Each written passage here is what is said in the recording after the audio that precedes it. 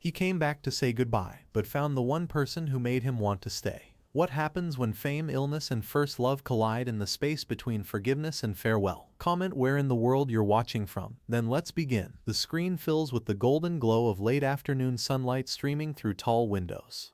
A young woman stands in a modest film production office, her hair pulled back in a practical ponytail, wearing a simple gray blazer over a white blouse. Her name is No Eul, and exhaustion shadows the edges of her eyes. She clutches a worn messenger bag against her hip, while her supervisor, a middle-aged man with graying temples, slides a folder across the desk toward her. The papers inside show the face of a famous actor, Shin Joon Young, his smile brilliant and effortless in the glossy headshot. No Eul's fingers tighten on the bag strap. The supervisor's mouth moves with instructions she doesn't want to hear. Document this celebrity for a reality show. Follow him everywhere. Capture everything. No Eul walks out onto Seoul's crowded sidewalks, where office workers stream past in both directions. The late summer heat rises from the pavement in visible waves. She stops at a street vendor selling bottled water and cheap sunglasses, fishing coins from her pocket with trembling fingers. Her phone buzzes. A text message glows on the cracked screen, a hospital bill reminder. Her younger brother's name appears in the notification. She closes her eyes for 3 seconds, then keeps walking. Across the city, Shin Joon Young stands on an elevated stage at a fan meeting event. Hundreds of young faces glow in the darkness below him, their phone lights swaying like stars. He wears a perfectly tailored black suit with an open collar, his hair styled with careful precision. When he smiles and waves, the crowd erupts in screams that echo off the venue walls. But something flickers behind his eyes, a distance, a heaviness that the cameras don't catch. His manager, a stocky man in his 40s wearing rimless glasses, watches from the wings with arms crossed. Joon Young answers fan questions with practiced charm, his voice smooth and warm through the microphone. A young girl asks him about his upcoming projects. He pauses for half a heartbeat before delivering his answer, and in that pause something unspoken hangs in the air. Backstage, Joon Young removes his jacket and drapes it over a chair. Sweat dampens the collar of his white shirt. His manager approaches with a tablet showing his packed schedule. Interviews, photo shoots, filming sessions stretching weeks into the future. Joon Young stares at the screen without speaking. The fluorescent backstage lights cast harsh shadows under his eyes. He reaches for a bottle of water on the makeup counter, and his hand trembles slightly as he unscrews the cap. The manager's voice continues in the background, listing commitments and obligations, but Joon Young's attention drifts to his own reflection in the mirror. The face that millions adore, that sells products and fills theaters, that belongs to everyone except himself. The next morning arrives gray and overcast. No Eul sits in a cramped documentary production office where 3 other staff members crowd around a single computer monitor. The room smells like instant coffee and printer toner. Her colleague, a younger man with an eager expression, explains the assignment. Follow Shin Joon Young for his reality documentary series. Get close. Find the real person behind the celebrity mask. No Eul's jaw tightens. She knows this face in the photograph. She knows it from a time before fame, before distance, before everything broke apart. But she says nothing. Just nods and takes the assignment sheet. Rain begins falling as No Eul drives through Seoul in a battered white van filled with camera equipment. The windshield wipers struggle against the downpour. She parks across from an upscale restaurant where Joon Young is scheduled to have dinner with his agency director. Through the rain-streaked window, she can see warm yellow light spilling from the restaurant's entrance. Well-dressed people pass under black umbrellas. She checks her camera batteries, adjusts the lens settings, and waits. The rain drums against the van's metal roof in an endless rhythm. Inside the restaurant, Joon Young sits across from his agency director, an elegant woman in her 50s wearing a cream-colored suit. Crystal glasses catch the candlelight between them. The director speaks with quiet authority about his image, his brand value, his marketability.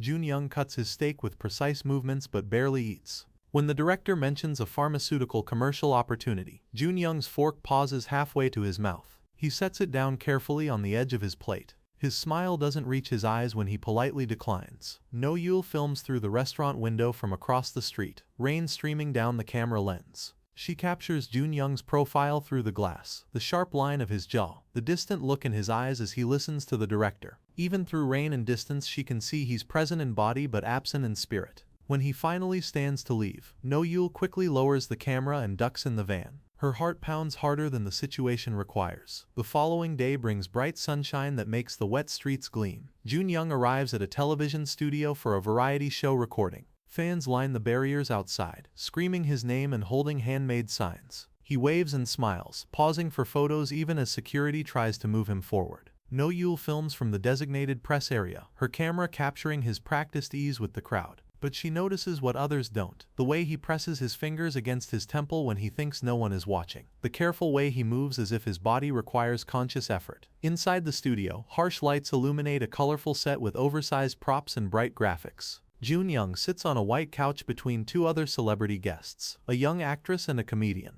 The hosts fire questions at him about his personal life, his ideal type, his habits. He deflects with humor, turning every personal question into a joke that makes the studio audience laugh. No Eul watches from behind the camera crew, recognizing the deflection for what it is, a wall built from charm and wit. During a commercial break, Joon Young's smile drops instantly. He stares at nothing while a makeup artist powders his face. After the recording ends, No Eul follows Joon Young's black SUV through Seoul traffic. Her van struggles to keep pace as they weave between lanes. They drive to a residential neighborhood where older apartment buildings stand shoulder to shoulder. Joon Young's vehicle stops outside a small restaurant with steamed windows and plastic chairs visible through the entrance. This seems wrong for a top celebrity. No security, no staff, no VIP treatment. No Eul parks down the street and watches through her camera's zoom lens. Joon Young enters the restaurant alone. Inside, an elderly woman with silver hair tied in a neat bun looks up from wiping tables. Her face transforms with joy when she sees him. She wipes her hands on her apron and embraces him like family. They sit together at a corner table where she brings him homemade side dishes in mismatched containers.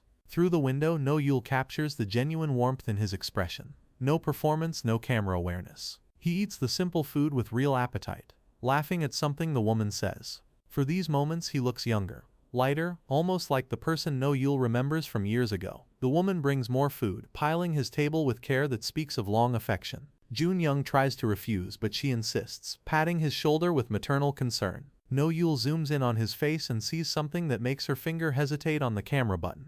Pain flickers across his features when the woman isn't looking. A wince he quickly masks, a hand pressed briefly against his abdomen. He recovers his smile before the woman turns back, but No Eul has captured the moment. As evening settles over Seoul, No Eul follows Joon Young to his apartment building, an exclusive high-rise in Gangnam with a security gate and uniformed guards. She parks where she can see the lit windows of his penthouse unit on the top floor. Hours pass. The city lights multiply as darkness deepens. No Eul eats a triangle kimbap from a convenience store, drinks lukewarm coffee, and watches that distant window. Around midnight, the lights in Joon Young's apartment go dark. No Eul finally allows herself to rest, but sleep doesn't come. She stares at the building and remembers a different time, a different version of these two people. The memory rises unbidden. A high school classroom bathed in afternoon light. 17-year-old No Eul sits by the window, her hair shorter than, her face fuller with youth. She's drawing something in her notebook, not taking notes on the lecture but sketching. A male student enters late, sliding the classroom door open with casual confidence. Young Joon Young, not yet famous, wearing the same uniform but making it look effortless. He catches No Eul's eye and grins with the easy charm of someone who doesn't yet know what fame will cost.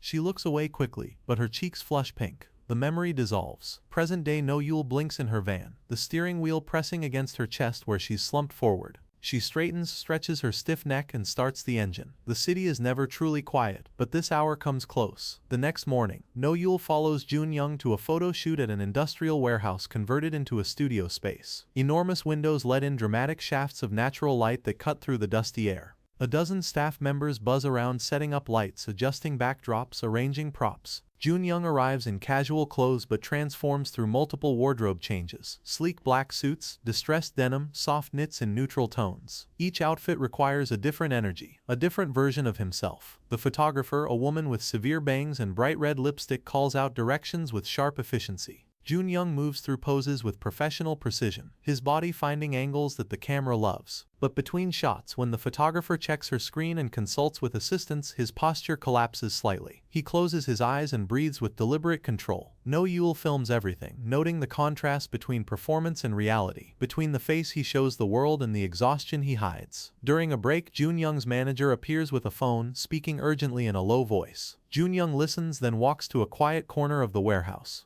No Eul adjusts her position to keep him in frame. He makes a phone call, and even from a distance she can read tension in the rigid line of his shoulders. When he ends the call, he stands motionless for a long moment, staring at the phone in his hand like it contains news he's not ready to accept. The shoot continues until late afternoon. Joon Young works through it without complaint, giving the photographer and director everything they ask for. But No Eul notices he refuses the catered lunch, drinking only water and black coffee. When a staff member offers him a sandwich with concern in her voice, he waves it away with a charming excuse about staying camera ready. No Eul zooms in on his face and sees the lie behind the smile. That evening, No Eul reviews her footage in the production office while her colleagues have gone home. The building is quiet except for the hum of her computer and distant traffic. She watches the moments she captured of Joon Young throughout the day, studying his expressions frame by frame. There's a story here beyond celebrity and glamour, something darker, more urgent. She sees it in the careful way he moves, the medication bottle he pulls from his pocket when he thinks no one is watching, the moments when his mask slips and reveals raw exhaustion underneath. Her phone rings, shattering the silence. The caller ID shows her younger brother Ji-tae. She answers to hear his weak voice. He's in the hospital again. Another episode, another emergency. No Eul's face drains of color. She grabs her bag and runs from the office, leaving her equipment scattered across the desk. The fluorescent lights buzz in the empty room, illuminating frozen frames of Joon Young's face on the monitor. No Eul races through hospital corridors, her footsteps echoing off sterile walls. The smell of disinfectant burns her nose. She finds Ji-tae's room and pushes through the door. Her younger brother lies in the hospital bed, thin and pale, oxygen tubes running to his nose. He's only 22 but looks younger, fragile. When he sees her, he tries to smile but manages only a weak curve of cracked lips. No Eul takes his hand, feeling how cold his fingers are, how little strength remains in his grip. A doctor enters with a chart, a middle-aged man with kind eyes and tired shoulders. He speaks to No Eul in the hallway outside Ji-tae's room, explaining complications, treatments, costs. The numbers he mentions make No Eul's vision swim. She nods mechanically, agreeing to everything, having no idea how she'll pay for any of it. When the doctor leaves, she leans against the wall and allows herself 30 seconds to feel the weight crushing down on her. Then she straightens, wipes her eyes and goes back into the room wearing a smile for her brother. Ji-tae is asleep when No Eul's phone buzzes with a text from her supervisor. Tomorrow's schedule for following Joon Young. She stares at the screen, at Joon Young's name glowing in the dim hospital room light. The past and present collide in her chest. The boy she once knew, the man he became, the choices that led them both here. She types a quick confirmation, then silences her phone and pulls a chair close to her brother's bedside. She'll stay the night. She'll figure out tomorrow when tomorrow comes. Morning light through hospital blinds reveals No Eul slumped in the chair beside Ji-tae's bed, her neck bent at an uncomfortable angle. A nurse wakes her gently, touching her shoulder. No Eul jerks awake, disoriented, then remembers where she is. Ji-tae still sleeps, his breathing steady but shallow. The nurse says he's stable for now. No Eul nods, straightens her wrinkled clothes, and leaves him sleeping while she returns to work. She meets Joon Young at a luxury car dealership, where he's filming a promotional appearance. The showroom gleams with polished marble floors and spotless vehicles under theatrical lighting. Joon Young poses with a silver sports car, his hand resting on the hood, his smile bright for the cameras. Models in elegant dresses stand beside him. Everything is choreographed, artificial, perfect. No Eul films from the edge of the crowd of press photographers, her camera just one among many. But she sees what the others miss. Between takes, Joon Young's hand trembles against the car hood. He steadies it quickly, clenching and releasing his fist. When the director calls for a break, Joon Young walks toward the back offices, and No Eul notices his gait, careful, measured, like someone managing pain with every step. She follows at a distance, camera lowered but recording. Joon Young enters a private bathroom. No Eul stops in the hallway, uncertain. She hears water running, then silence. Too much silence. She knocks on the door, no answer. She calls his name, still nothing. Her heart hammers as she tries the handle, locked. She calls for the manager, for staff, her voice rising with urgency. When they finally get the door open, they find Joon Young collapsed on the tile floor, unconscious, his face drained of color. The ambulance arrives with flashing lights and urgent voices. Paramedics lift Joon Young onto a stretcher, while his manager shouts into his phone and staff members panic around them. No Eul films everything on instinct, her professional training overriding shock. She captures the chaos, the fear on the manager's face, the crowd of onlookers gathering outside the dealership. Then she lowers the camera and follows the ambulance to the hospital in her van, her hands shaking on the steering wheel. At the hospital, a different one from where Ji-tae stays. No Eul waits in a hallway with Joon Young's manager and agency staff. They pace and whisper, making urgent phone calls to control the story before it leaks to the press. No Eul sits with her camera in her lap, not filming now, just waiting.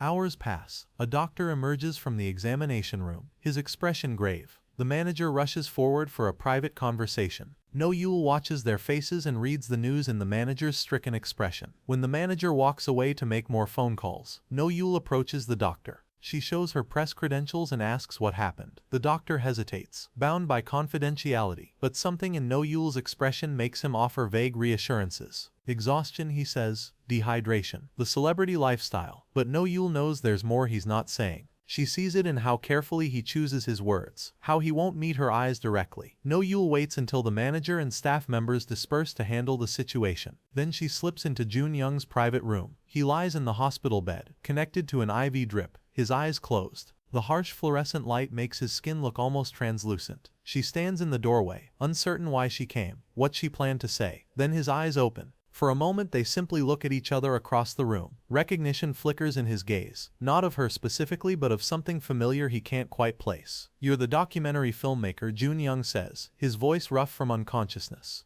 "You've been following me." No Eul nods. Her grip tightens on her camera. She should apologize for intruding, should leave, should maintain professional distance. Instead she asks, "Are you okay?" Joon Young's laugh is bitter and short. "Do I look okay?" They stare at each other while medical equipment beeps softly in the background. The years between them feel both infinite and non-existent. No Eul wants to ask if he remembers her, remembers the classroom where they first met, remembers the promises young people make before life teaches them better. But she says nothing. She turns and leaves the room, pulling the door shut quietly behind her. That night, No Eul returns to Jitae's hospital where her brother sleeps fitfully. She sits in the same uncomfortable chair and reviews her footage of Joon Young's collapse. She should edit this into something usable for the documentary, should frame it as celebrity drama or the cost of fame. Instead, she watches Joon Young's unconscious face on the small camera screen and wonders what illness he's hiding, what deadline he's racing against. The next day brings autumn rain that turns Seoul gray and glistening. No Eul receives a message. Joon Young has been discharged from the hospital and has returned to his schedule. She finds this impossible to believe but drives to his next scheduled appearance anyway, a charity event at an art gallery. When she arrives, she sees him standing among elegant guests in an expensive black suit, a champagne flute in his hand he's not drinking from, his smile bright and practiced. Yesterday's collapse might as well have been a dream. No Eul films him moving through the gallery, stopping to admire paintings, engaging in polite conversation with donors and art patrons. He plays the role perfectly, the charming celebrity lending his name to a good cause. But No Eul watches through her lens and sees the performance. She sees how he leans against walls when people aren't looking, how he touches his abdomen with unconscious protective gestures, how his eyes are slightly unfocused as if he's somewhere else entirely. During the event, an older actress approaches Joon Young with warm familiarity. They embrace like old colleagues. She touches his face with maternal affection, commenting on how thin he's become. Joon Young deflects with humor, turning the concern into a joke about his demanding schedule.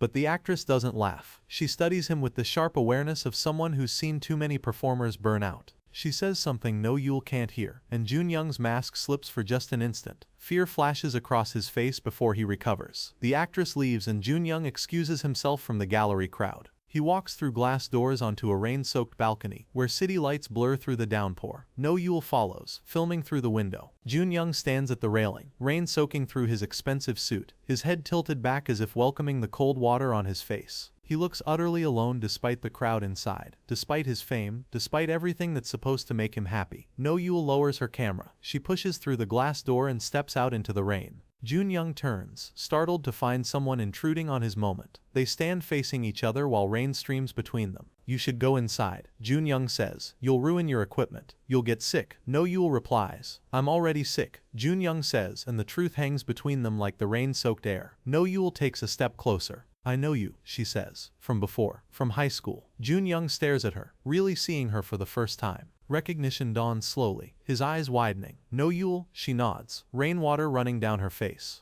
Joon Young's expression transforms through shock, confusion, and something that might be regret. He opens his mouth to speak, closes it, tries again. "You're the documentary filmmaker assigned to follow you." No Eul finishes. "Yes." They stand in the rain while years of silence stretch between them. Finally, Joon Young asks, "Does that mean you saw everything?" "The hospital? Yes." "Are you going to use it?" No Eul considers the question, considers the footage of his collapse stored on her camera, considers the bills for her brother's treatment and how much money a scandal could bring. "I don't know yet," she says honestly. Joon Young nods slowly. "That's fair." He looks out at the rain-blurred city. "I'm dying, No Eul. Glioblastoma. Brain cancer. I have maybe 3 months left." The words hit No Eul like physical blows. She staggers back a step, her hand instinctively reaching for something to steady herself but finding only empty air. "What?" "I collapsed because I refused treatment," Joon Young continues, his voice flat, clinical. The doctors want me to try chemotherapy, radiation, surgery, but it won't save me. It'll just make the ending more painful and take away what little time I have left. Joon Young. I came back to Korea to finish what I started, he says, to face the things I ran away from,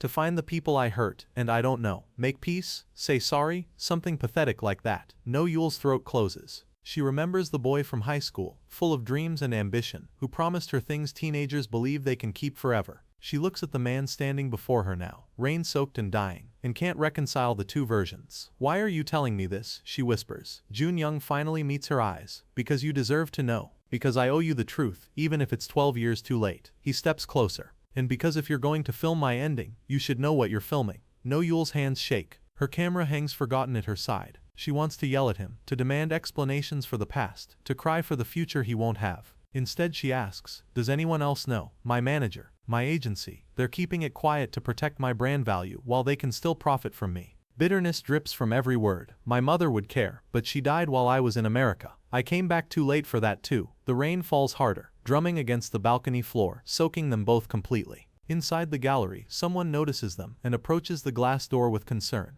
But neither No Eul nor Joon Young moves. They stand in the storm like two people who've forgotten how to come in from the cold. I should hate you, No Eul says quietly, for disappearing. For all of it. You should, Joon Young agrees. But I can't. Tears mix with rain on her face. I can't hate someone who's dying. Joon Young's expression crumbles. For the first time since they reconnected, his mask falls away completely. Raw grief and fear shine in his eyes. I'm so scared, No Eul. I'm so scared of being forgotten. No Eul closes the distance between them and embraces him. Joon Young collapses against her, his body shaking with silent sobs. They hold each other in the rain, while the gallery event continues inside, oblivious to the tragedy unfolding on the balcony. No Eul's camera records nothing now. Some moments exist beyond documentation, beyond narrative, beyond anything except the raw truth of two people finding each other at the end of everything.